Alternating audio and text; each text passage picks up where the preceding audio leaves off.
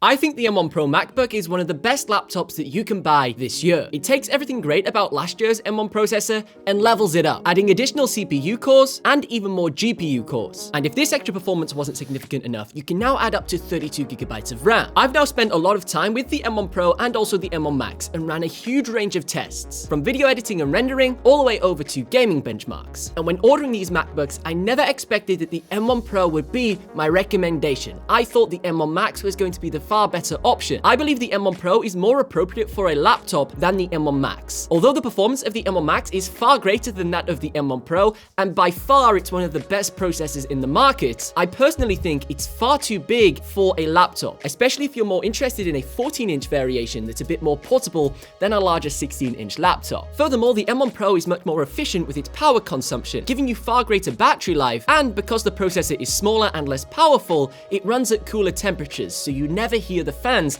ramp up to 100% while undergoing very intensive tasks. Another reason that makes this year's MacBooks incredibly attractive are the displays. This year we see the addition of mini LEDs, along with ProMotion, providing a 1,000,000:1 contrast ratio, HDR support, and 120Hz refresh rates, making this one of the best displays for creatives, whose biggest priority is color accuracy. The M1 Pro can do more than enough for a portable laptop. Considering the price difference between my M1 Max 14-inch and my M1 Pro 16-inch was around £1,000. I never once felt like the M1 Max was £1,000 better when it came to working on the machine every single day. And the only real difference you see is a few minutes here and there when it comes to the render times when you're exporting videos. But the advantage of this slightly slower render time is that the M1 Pro remains completely silent, so it doesn't disrupt your office. You can go ahead and complete some other tasks while the computer renders out in the background. Whereas with the M1 Max 14-inch MacBook Pro, this thing can get crazy loud very quickly. It's not like the M1 Pro is slow. Comparing it to the original M1, it's already a large enough step up for many people. It is very easy to disregard the M1 Pro compared to the M1 Max, and that's because it is the cheaper processor. And naturally, when something's cheaper,